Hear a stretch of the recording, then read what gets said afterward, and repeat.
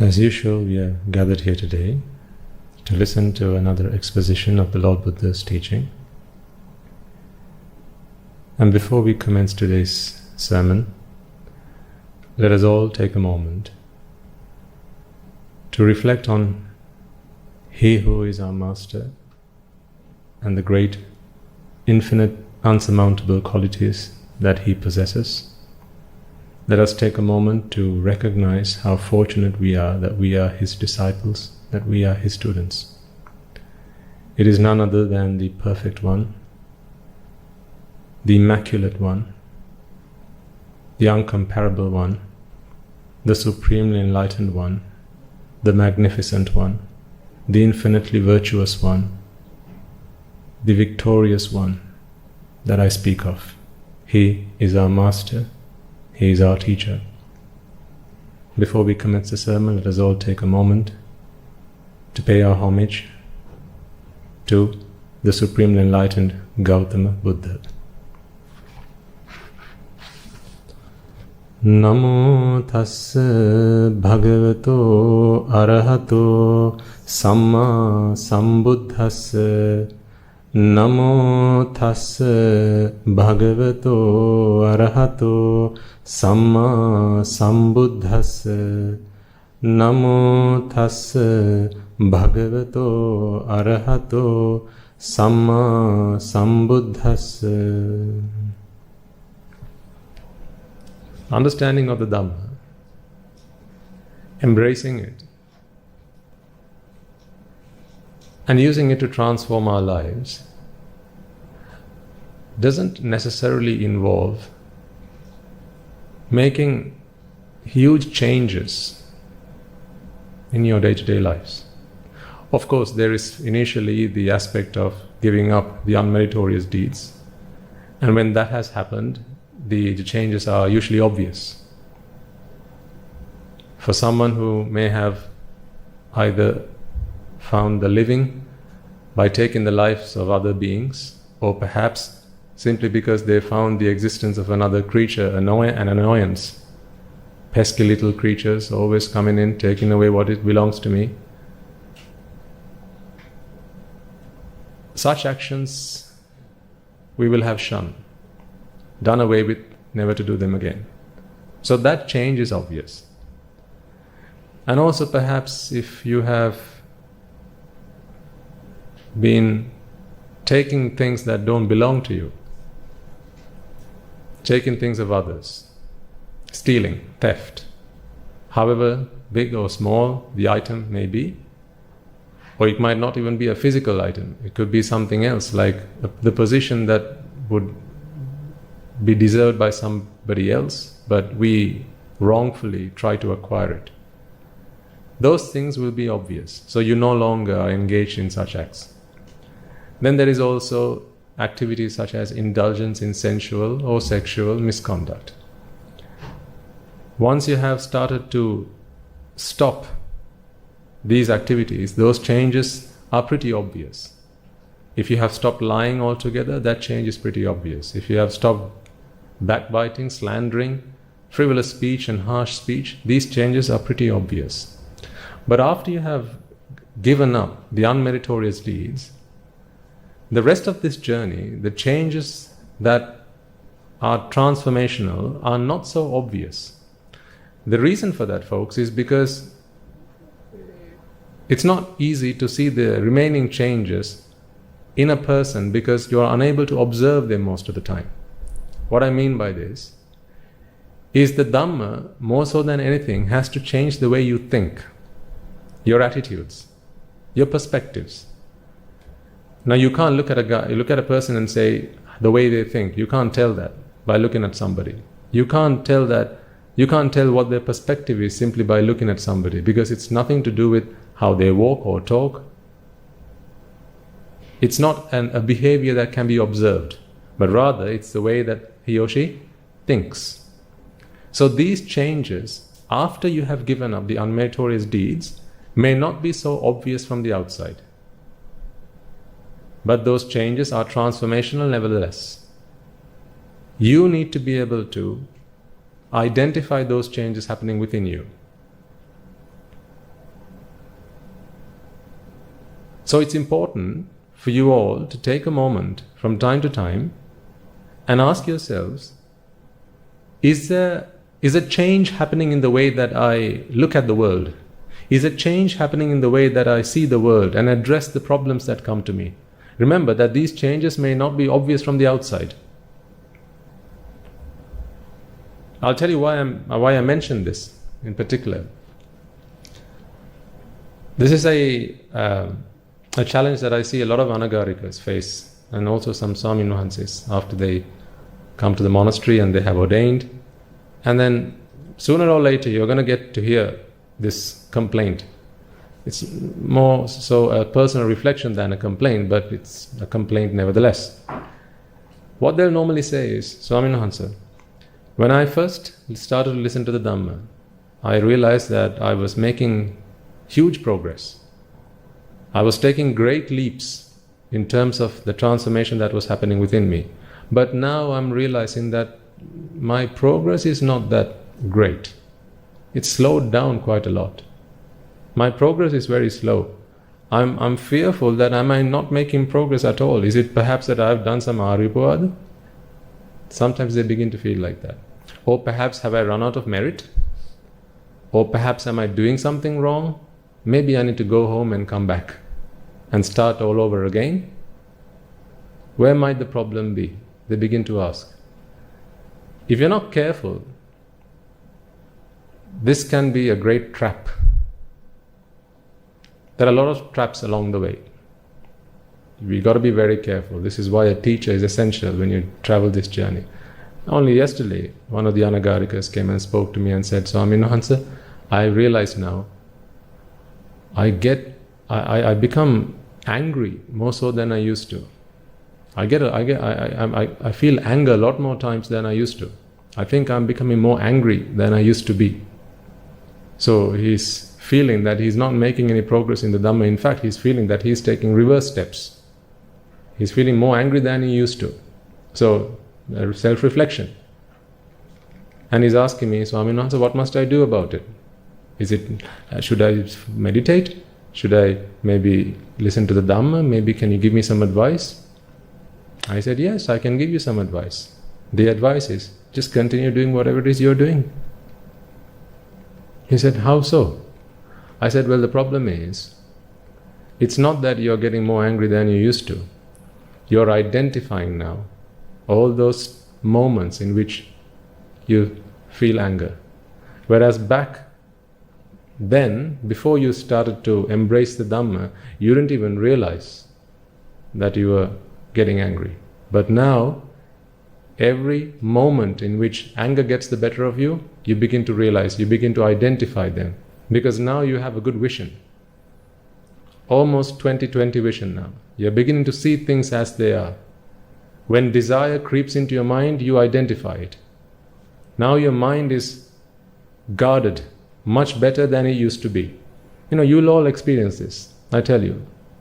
And I'm sharing this with you because you've got to be careful, otherwise you might begin to think at one point that you have begun to fail and you're not making progress anymore.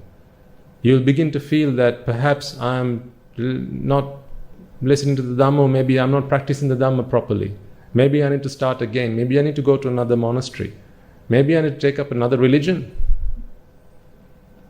Perhaps the Buddha wasn't right after all. These can all be traps.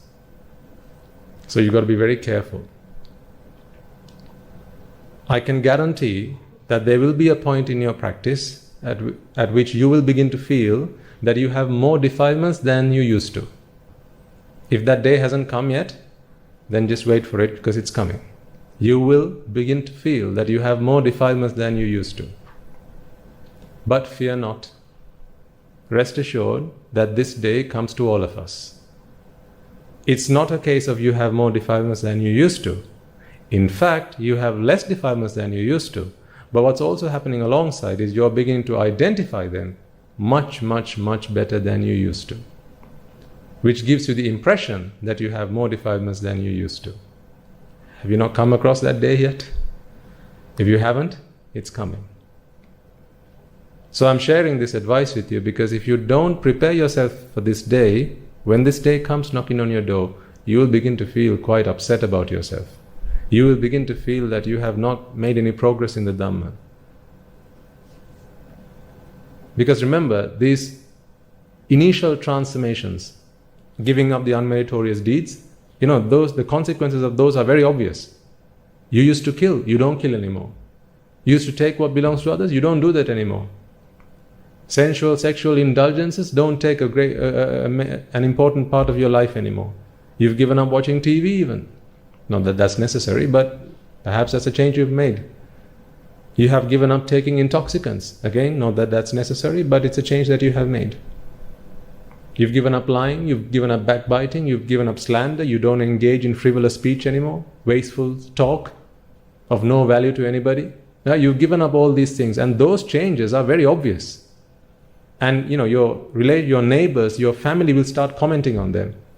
They'll say, oh, you're not like you used to be, you're very different now. And those positive messages will encourage you. You will begin to feel very good about yourself. Right? When your family begin to congratulate you and felicitate you and encourage you, these positive tones will be very encouraging. But once you've given up all those bad habits, the rest of the journey is a mental transformation that your family won't be able to observe. So, the positive sentiments that used to come, those positive comments that used to come, the good feedback that used to come, probably will start to die down. And when that happens, you will begin to think, I'm not getting those good comments anymore. Am I not making any progress? I'm listening to the sermons every day. I'm going to the monastery, I'm taking part in the meditation programs, but I'm not seeing any change. So rest assured, if that day didn't come to you last year, it will come to you this year. And sometimes that can be quite a period of time, maybe a few weeks, maybe a few months, where you begin to feel that no progress is being made. But do not worry. Also, and the worst part of it is, you'll begin to feel that you have more defilements than you used to. That can be quite a negative experience, but that is not the case. That's just a trap. Don't fall for it. So if you're beginning to realize that you have more defilements than you used to, I would celebrate that. That's good. It's not that you have more defilements than you used to. It just means that you are now able to identify yourself better than you used to. So as a result of that, the remaining transformation is a mental transformation. See, when we first started doing our sermons, can't remember how long back was it? A year ago? 1.5 years? About that? Okay. Let's say 1.5 years ago, roughly. We still used to observe the precepts and pay homage to the Noble Triple Gem, and this is, we're doing the same things today. That's not changed. But something has to have changed. When you say Buddhang Saranang Gacchami, how you feel about what you say has to have changed. It must have changed. The words are the same, but how you feel about them, those feelings that come into your mind, the way you see them, the profoundness of what it is you're saying has to have changed. Buddhang Saranang Gacchami, if it means to you what it meant to you when you were 5 years old or 6 years old and observing precepts for the first time, and you only said it because Achyama said Buddhang Saranang Gacchami, and that's why you're saying it again still today, then not a lot has changed. But today when you say Buddhang Saranang Gacchami, Dhammang Saranang Gacchami, Sanghang Saranang Gacchami, if you are recognizing the gravity of those words, the profoundness of these words, there's certainly a mental transformation, an internal transformation that has happened. You cannot be coming along to these sermons every week and tell me, Swaminatha Buddhang Saranang Gacchami means what it means to me, what it did 15 years ago. You can't tell me that, because it cannot. It has to mean something entirely different. The profoundness, the gravity of those words will have evolved within you. Because today you are beginning to recognize how much you have changed over the last 6 months, over the last year, over the last 1.5 years, over the last 2 years, 3 years, 4 years, so on and so forth. So you see, what you're saying, what you're doing, after the unmeritorious deeds have stopped, from there on, it's the usual stuff. As a Swami said, I'll be doing the usual things, the same things I'll be doing when I ordained. That hasn't changed. Wake up in the morning, clean myself, sweep the surroundings and, clear things out, take out the rubbish, all the usual chores. Offer flowers to the Buddha, and the usual routine. Those things are the very things that I'll continue to do, perhaps until the day I pass away. The things that I do will be the same, but the profoundness and the meaning behind them is what is going to change. Because remember, the Dhamma is about mental transformation, not necessarily physical transformation. You become an arahant in your mind. You don't become an arahant in the way you look, in the way you dress, in the way you walk or talk. This is not where we look for changes. So don't you worry if, for instance, you begin to realize that you have more defilements than you used to, because really that is not the case. You're simply able to identify them better than you used to. Does that make sense to everybody? Because that day will come if it hasn't come yet. It came for me. It comes for everybody. And you mustn't let that put you in despair. Don't feel that you're not making progress, and worst of all, don't feel that you're taking backward steps. If ever you feel doubtful about that, then go and speak to your teacher, whoever that may be. Go and get some advice. Swami knows, I don't feel like I'm making progress. I feel like I'm going back in my practice. Can you help me? And more times than not, the advice you'll get is, don't worry, that's just the way it is. Have you heard the saying, when the going gets tough, the tough gets going? So first the going has to get tough. That's when the tough gets going. So if you begin to feel that the going is getting tough, then rest assured the tough will get going pretty soon. So don't you worry. Just continue with your practice. Do as your teacher tells you, and you will be in fine fettle. Not to worry. Engage in as many meritorious deeds as you possibly can. One thing I want you all to do is, whatever meritorious deed is going to be happening in your locality, in your village, in your town, get involved in all of them. How do you mean, Swaminas? Get involved in all of them, but next door neighbors, day and night, we don't get along. Fine. You don't need to be there to get involved in it, because merit is in the mind. Volition is karma. It's how you think. So you don't have to be there in person. You don't have to physically engage in that deed. You can do it mentally. If you see someone offering someone a seat when you're traveling in the bus, right? Person gets up, offers a seat to an elderly person or a pregnant mother.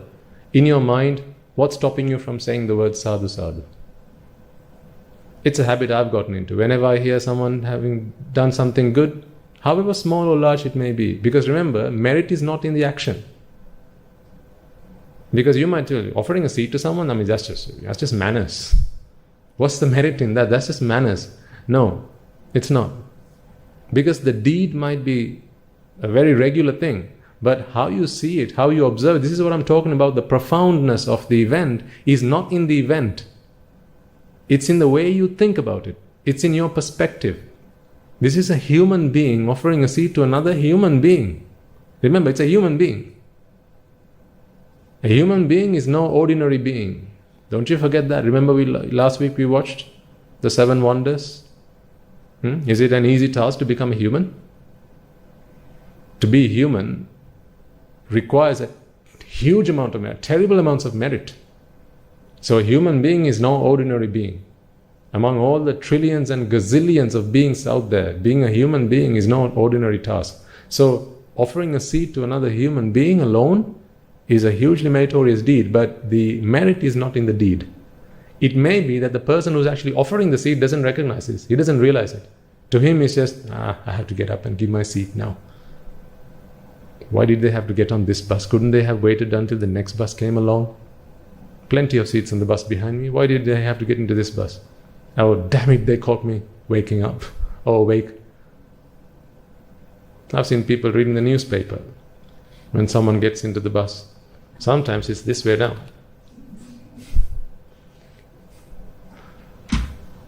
And then you got to tap them, excuse me sir, you got to read it the other way down. So, it is basic manners, good manners to offer a seat to somebody. But you can be more intelligent than that.